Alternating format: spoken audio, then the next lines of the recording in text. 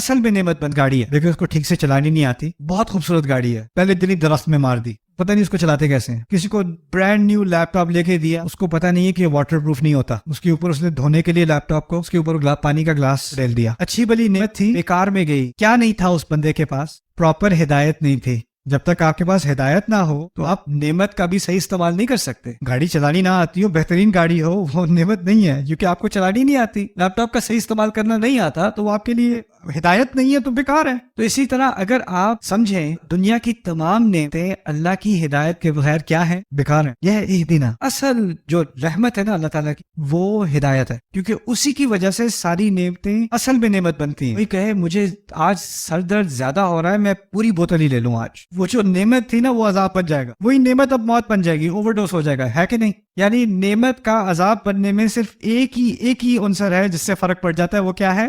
ہدایت.